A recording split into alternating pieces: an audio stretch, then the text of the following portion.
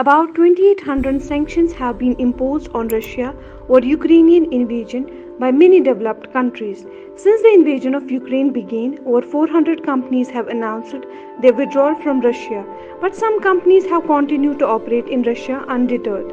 Being literal neighbors, European manufacturers BMW, Jaguar, Land Rover, Aston Martin, Volvo, Ferrari, Mercedes-Benz, and Daimler Truck and the entire Volkswagen Group, made up by Volkswagen, Audi, Skoda, Porsche, and Bentley, were quick to act on bans and seizing business relations. No one knows how many years it would take to establish these companies again in Russia, because about 58% of Russians support the invasion of Ukraine and 23% oppose it, according to new poll. Putin supporters here are quite displeased with the sanctions of NATO countries as well as with the companies which are leaving their country. Due to these reasons, Indian cars like Tata, Mahindra has the opportunity to set their foot in Russia and some other countries which they really wanted for many years. We will discuss everything systematically in this video. So, first of all, we will discuss the current situation in Russian auto industry. On 24th Feb, when Vladimir Putin started the invasion in Ukraine, then along with the NATO countries, many other countries voluntarily and involuntarily seized their business in Russia, which includes almost all the foreign automakers. Many of the automakers did this in compulsion because shipping giants including Switzerland-based MSC, Denmark's Maersk, France's CMA CGM all announced that they would halt cargo bookings to and from Russia until further notice, as cargo ships are quite expensive asset and they don't want ships to get damaged collaterally due to the war. Due to these reasons, supply chain is halted completely. So now Russia don't have auto parts, which it needs suspending all the assembly plants there. Companies not having much presence in Russia like Suzuki and Ford did not had much loss, but companies having a greater stake in Russia like Renault Group held approximately 40% share of passenger car and light commercial vehicle market. Renault is still selling cars there which can be locally assembled. On the other hand, second biggest car manufacturer Hyundai Group having 27% share of cars in Russia. They will just keep the production closed for few time, again because of the supply chain disruption. Third biggest company is Volkswagen Group, currently not working there. But none of these companies said that they will permanently close their business in Russia. Now coming to Chinese car, companies working in Russia are still continuing their operation in Russia. We cannot say anything about multinational car companies except Chinese companies, that would they be still able to come back or not. Russian citizens are really despondent and furious because of this. In few viral videos we can see people smashing American products in outrage as they disrupted their services in Russia.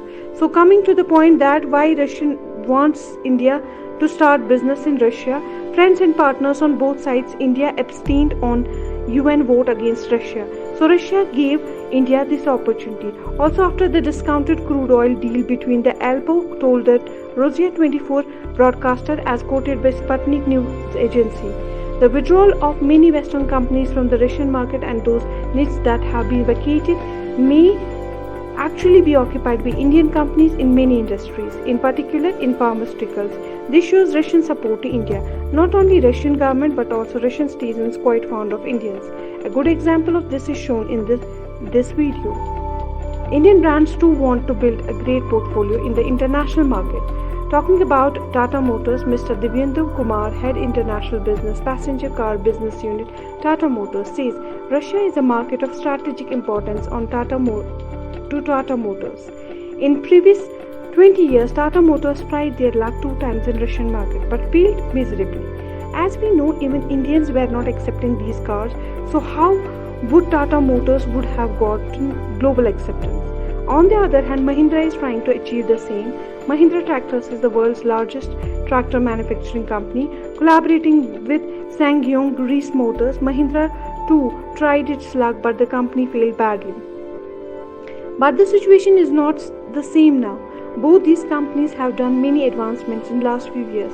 The portfolio of these companies entirely matches with top 10 cars that are popular in Russia, namely Maruti WagonR, Maruti Swift, Maruti Lato, Maruti Vitara, Brezza, Hyundai Creta, Maruti Baleno, Tata Nexon, Maruti Eco, Maruti Ertiga, Kia Seltos respectively.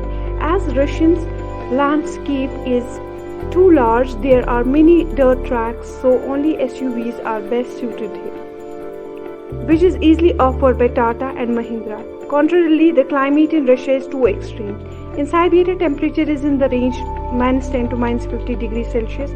Adjusting to this, Indian cars would have to make many changes in their cars before launching them in Russia. Firstly, they would need to change car's engine, as petrol price in Russia is even less than half as compared to India, and Siberian roads need durable engines. In other cars, Tata has provided three-cylinder engine, while Russian cars need bigger and longer lasting engines. That's why Indian engines won't last there, except Tata Safari and Tata Harrier. Therefore, Tata should introduce four-cylinder engine in Russian version of their cars. Other hand, this for low temperature diesel engines are not feasible there, because freezing temperature of diesel is more than petrol, and diesel would freeze before petrol in these areas. Furthermore, -30 to -50 degrees Celsius can even freeze petrol, so people use heaters to condense the petrol, which is not viable for diesel engines. Moreover, even small cars like SUV, sedan and hatchback in Russia are 4x4, as roads are too muddied here and cannot be maintained, while the population of the country is very less as compared to its massive land area. Their country is so wide-ranging that they have 11 time zones in Russia, whereas India has only one time zone. So 4x4 option is much needed here with differential locking system. Most popular cars in Russia don't have much show-off features.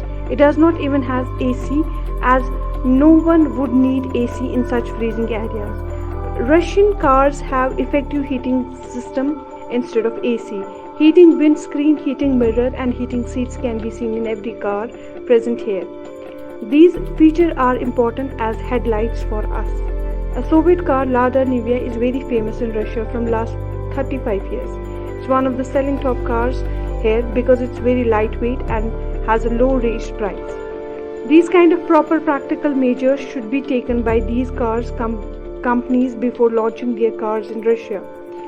So, give us your opinion on this topic in the comment section below, and if you appreciate our content, please hit the like button, subscribe and share with your friends.